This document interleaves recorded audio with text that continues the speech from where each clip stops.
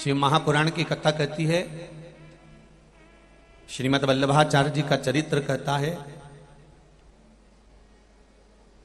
श्रीमद् वल्लभाचार्य जी का चरित्र वर्णन करता है कि श्रीमद् वल्लभाचार्य जी ने जगन्नाथपुरी में एकादशी को उल्टा लटकाया। आप लोग गए होंगे तो देखा होगा कि जगदीश में जगन्नाथपुरी में एकादशी उल्टी लटकी। कारण क्या था? खूब विरोध करा गया श्रीमद् वल्लभाचार्य जी का कि तुमने एकादशी को उल्टी लटका दिया जगन्नाथपुरी में। क्यों लटकाया? उसका कारण क्या था? श्रीमद् वल्लभाचार्य जी ने कहा, आप कहते हो कि कोई मरे तब एकादशी का दान दीजिए, आप कहते हो कि कोई मरे तब अन्न का दान दीजिए, आप कहते हो कि कोई मरे उसके बाद में आप ये दान दीजिए। श्रीमद् वल्लभाचार्य जी ने एकादशी को उल्टा लटका कर कहा कि एकादशी का अगर दान करना है तो पहले एकादशी करो, और एकादशी करने के बाद उस एकादशी का फिर दान करो जीते जी। उस एकादशी का फिर दान होना चाहिए।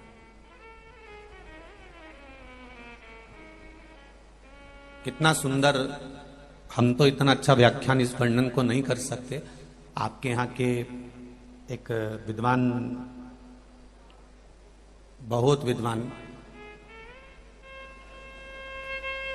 पुष्टि मार्ग के लेखों को अपनी वाणी में व्यक्त करने वाले, जिनकी वाणी को इस शरीर को भी सुनने को मिला, परम पूज्य आदरणीय, मैं तो संत शिरोमणि भी कहूं तो अतिशयोक्ति नहीं होगी, आदरणीय शायद मदन लाल जी जोशी जी, जिन्होंने मंदसौर नगर का नाम पुष्टि मार्गी कथा के मामले में सबसे आगे लेकर गए, ऐसे मदन लाल जी जोशी इसी मंदसौर के थे।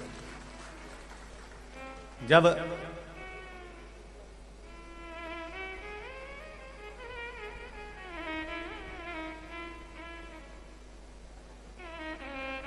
अपनी वाणी से वो कहते थे, अब तो शायद शरीर नहीं है उनका शायद, तो जब अपनी वाणी से कहते थे, वल्लभ का व्याख्यान वर्णन करते थे, पुष्टि मार्ग के वर्णनों को जब वो कहते थे तो एकाग्र चित्त होकर, यहां तक वर्णन है कि माताएं अगर रुई की बाती भी बना रही हो तो वो बंद करवा देते थे कि पहले कथा रस तत्व को ग्रहण करो, पहले सुनो।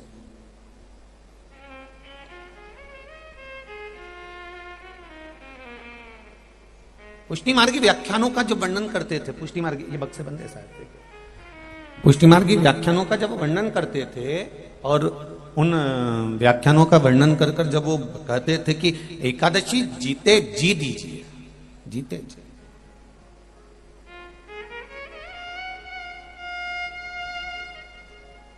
मरने के बाद की कोई गारंटी नहीं कि आपने जो एकादशी दी वो मिली कि नहीं मिली। पर जीते जी अगर हमने दिया है, जीते जी हमने अगर प्रदान किया है, तो हमने अपने हाथ से तो करा, अपने को मालूम तो पड़ा कि मैंने दिया।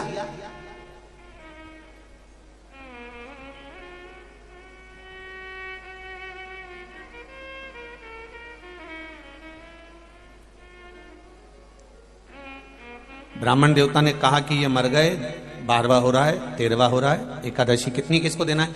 बड़े बेटे ने 5 दे दी, छोटे ने 3 दे दी, बहू ने 4 दे दी, उसने 3 दे दी, एकादशी का दान दे दिया। अब उस जीवात्मा को मिली कि नहीं मिली ये कौन कह सकता है? तो आपने अगर एकादशी का व्रत करा है और आपने अगर एकादशी करी है तो तुरंत हाथ में जल लेकर आपने कह दिया, मेरी करी हुई एकादशी में से मैंने 5 एकादशी इस व्यक्ति के लिए जो पलंग पर पड़ा हुआ है, सड़ रहा है, गल रहा है, तकलीफ में भोग रहा है, ऐसे जीव के लिए मैं ये एकादशी दे रहा हूं, मैं ये एकादशी प्रदान कर रहा हूं। अपने हाथों से दे, उसके मरने से पहले उसको जीव को प्रदान कर। अब हमने कहा कि वो मर गए, उसके बाद में हमने गुलाब जामुन खिलाई या आलू बड़ा या भजिया खिलाया, तो उसका क्या लाभ है? जब वो जिंदा है तब उसकी सेवा कर लीजिए, जब तक वो है तब तक उसको कुछ देते रहिए और उसके जीवन का सुख उसे प्रदान करते रहिए। जिसकी नजर और नियत दोनों, नजर और नियत दोनों ठीक होती है, वो जिंदगी में कभी धोखा नहीं खा सकता, वो आगे ही बढ़ता चले जाता। बस नजर भी ठीक रखिए और नियत भी ठीक रखिए। नजर और नियत, अगर ये दोनों ठीक है, आपकी नजर भी ठीक है और नियत भी ठीक है, तो आप धोखा नहीं खा सकते, ये निश्चित है। बिंदु प्रेत योनि में क्यों पड़ा? क्योंकि उसकी नजर गलत जगह चली गई थी। देवराज प्रेत योनि में क्यों पड़ा? देवराज अगर मर रहा है, ब्राह्मण होकर कर्म विच्छिन्न हो गया है, तो वो क्यों हुआ? उसका कारण क्या था? क्योंकि वो गलत दृष्टि में पड़ गया। नजर और नियत ये दोनों अच्छी होना चाहिए, ठीक होना चाहिए। हम कई बार नजर भी ठीक नहीं रख पाते और नियत भी ठीक नहीं रख पाते। हम दूसरे को देखा और देखकर हमारे मन में काम जाग गया, हमारे भीतर लोभ जाग गए, हमारे भीतर वासना जाग गई, हमारे भीतर कुछ ना कुछ अहंकार का, अभिमत्ता का पथ जाग गया।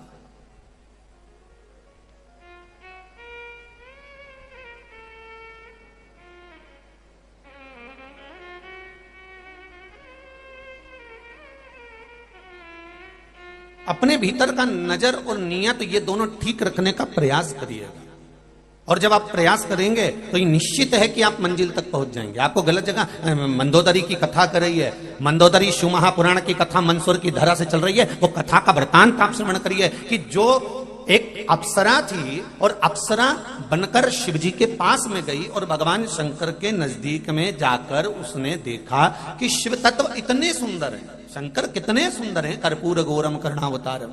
पहले तो शिवजी को सुंदर देखने वाला चाहिए।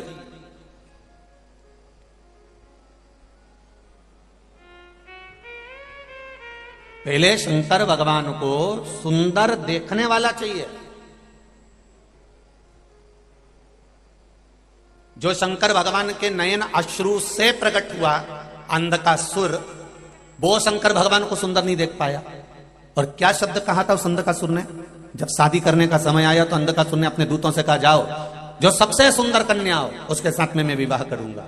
तो दूतों ने कहा जो सबसे सुंदर थी माता पार्वती, उसको तो शंकर भगवान लेकर चले गए। अंधकासुर का शब्द था, अंधकासुर का संबोधन था, शंकर लेके चले गए। हाँ, जो सबसे सुंदर कन्या थी, जो सबसे सुंदर थी, उसको तो शिव ले गए। तो अंधकासुर का संबोधन था कि उसको शिव ले गए, तो शिव कौन से सुंदर है? सुंदरता तो मुझ में है, शंकर में क्या सुंदरता? अब जरा विचार करिए, जिसको शंकर भगवान ने प्रकट किया, शंकर भगवान के नेत्र श्रु से अंधकासुर प्रकट हुआ, अंधकासुर हिरण्याक्ष ने पाल पोस कर बड़ा करा। वो अंधकासुर जो शंकर भगवान के नयन अश्रु से पैदा हुआ, वो अपने ही पिता को, जाना जाए तो पिता ही हुए जो नयन अश्रु से प्रकट कर दिया।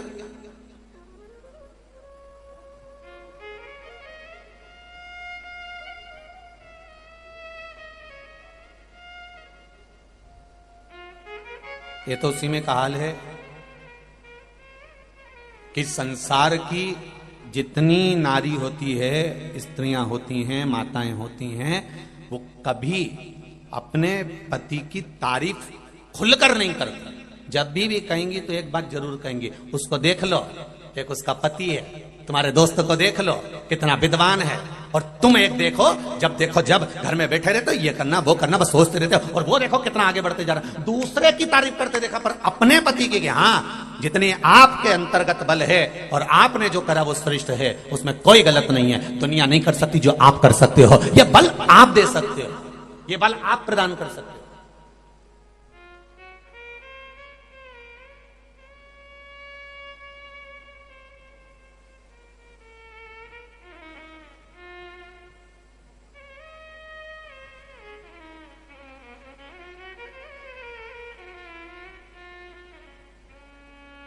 केवल एक लंकाधिपति रावण भी शिवजी से नहीं कहा कि तुम सुंदर हो।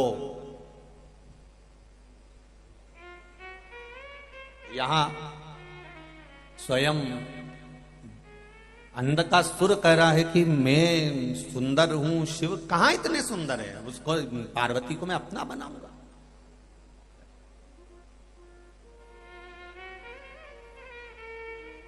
सुंदरता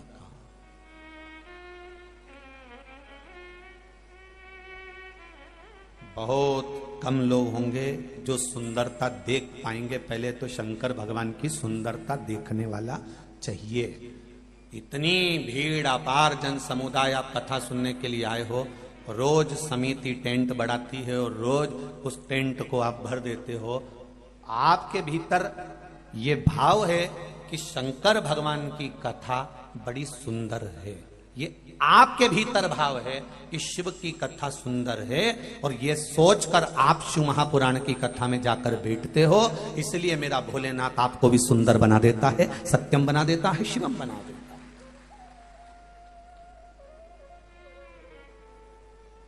आपके भीतर सुंदरता भरी हुई है ना, तो आपको सुंदर नजर आ रहा है। काला कलर का चश्मा लगाओगे तो सब काले दिखेंगे, पीले कलर का लगाओगे पीले दिखेंगे, नीले कलर का लगाओगे नीले दिखेंगे, सफेद कलर का लगाओगे सफेद दिखेंगे। ये दृष्टि का भेद है। आप अगर अच्छे हो तो आपको सारा विश्व अच्छा नजर आएगा। आपको अगर आप भीतर से ठीक हैं तो सारा संसार आपको ठीक नजर आएगा। और यदि आप सुंदर हैं अंदर से, आत्मा से, चित्त से, वृत्ति से, तो कथा भी सुंदर नजर आएगी। आप अच्छा छाट लेंगे, अच्छा निकाल लेंगे। कि गुरु जी ने ब्रह्मा जी का चरित्र श्रवण कराया और सुंदर कर्मनाशा नदी का वृतांत श्रवण कराया। भगवान ब्रह्मा जी का अर्धनारीश्वर स्वरूप वर्णन किया, भगवान शंकर का ये स्वरूप वर्णन करा, गौ माता का चरित्र श्रवण कराया, ये चरित्र श्रवण कराया। आप अच्छे हो तो आप पूरी कथा में अच्छाइयां छाटते रहोगे। और अगर आपकी दृष्टि में भेद बढ़ा हुआ है, आपकी दृष्टि में कपट भरा हुआ है, आपकी दृष्टि में बेईमानी भरी हुई है और आपकी नजर ठीक नहीं है, तो दुनिया का कोई भी आकर खड़ा हो जाए आप उसमें बुराई देख ही लोगे, ये निश्चित है। चश्मा जो लगाया होगा वैसा आपको नजर आएगा, ये निश्चितता है।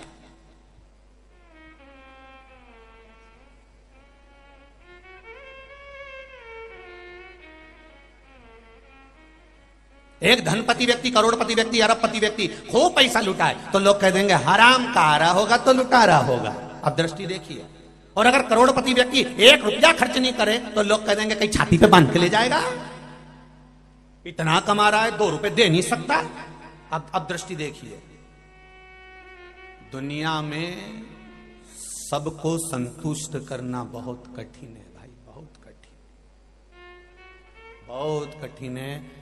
एक माता पिता अपनी औलाद को संतुष्ट नहीं कर पाते हैं, एक दिन वही औलाद मुंह से कह देती है तुमने हमारे लिए क्या किया, तो फिर संसार को कोई संतुष्ट कर सकता? कौन संतुष्ट करेगा? बहुत कठिन है।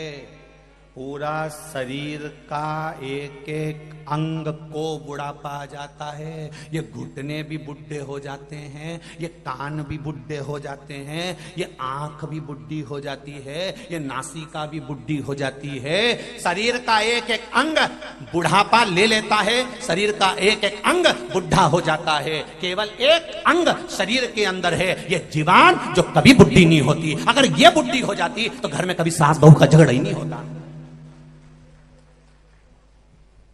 तभी सास बहू का झगड़ा नहीं होता अगर ये जीवान बुढ़ी हो जाए।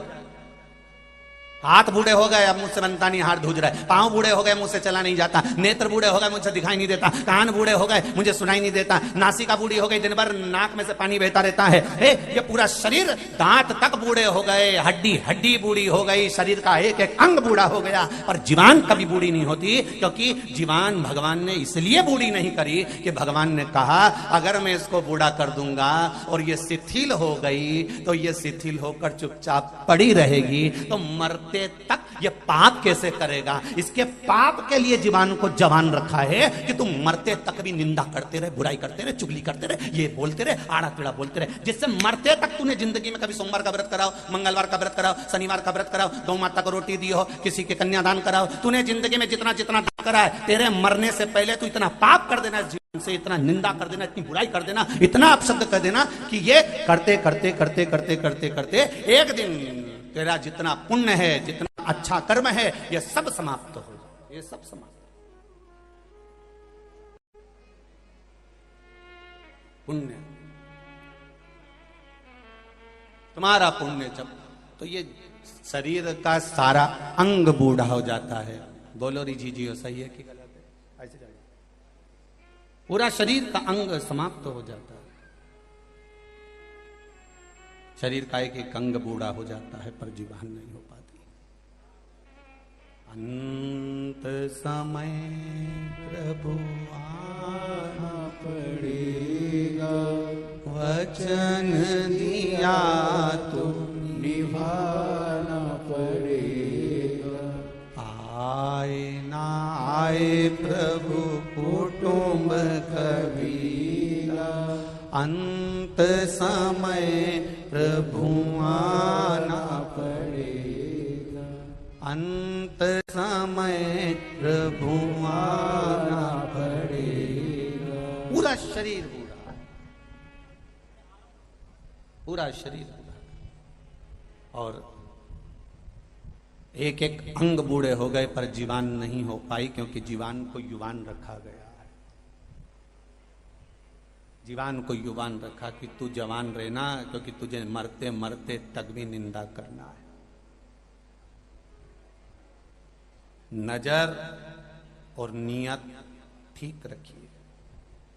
आप अच्छा देखोगे, अच्छा दिखेगा, बहुत अच्छा दिखेगा। आप बुरा देखोगे, आपको बुरा दिखेगा। जैसा देखना चाहोगे वैसा दिखेगा आपको। आपको दिखना चालू हो जाएगा। आप देखिए दुनिया की, आप अच्छाई देखने का प्रयास करिए। कितनी सुंदर सृष्टि है भगवान की, कितना सुंदर स्वरूप है भगवान का, कितना आनंद है भगवान का। जरा विचार करिए। उस अप्सरा ने, एक अप्सरा ने जो भगवान की सुंदरता देखी, एक अप्सरा ने भगवान का आनंद, सुख, उनकी सुंदरता का व्याख्यान देखा। जरा विचार करिए। शिव तत्व है क्या? शंकर को, भगवान शिव को, मेरे ओघड़ दानी की सुंदरता का वर्णन जरा कोई जाने तो। कर्पूर गौरम करुणावतारम संसार सारम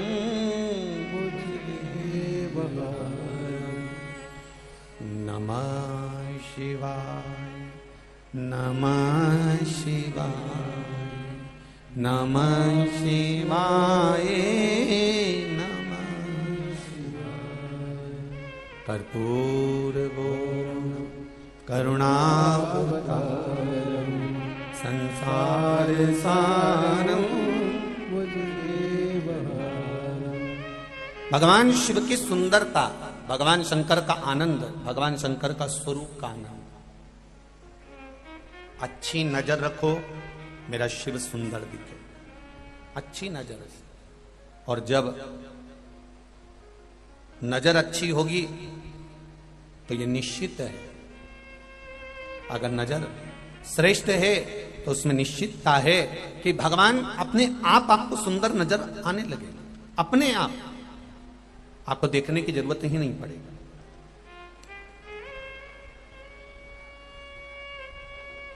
आपके भीतर की सुंदरता आपको भगवान में अच्छापन दिखाने का प्रयास करेगी। जितने भी लोग कथा में श्रवण कर रहे हैं, कथा सुन रहे हैं, भगवत भजन कर रहे हैं, भगवत स्मरण कर रहे हैं, भगवत भक्ति को धारण कर रहे हैं, आप उसमें श्रेष्ठता ढूंढेंगे, श्रेष्ठता मिलने लगेगी अपने आप। कहीं जाने की जरूरत भी नहीं पड़ेगी।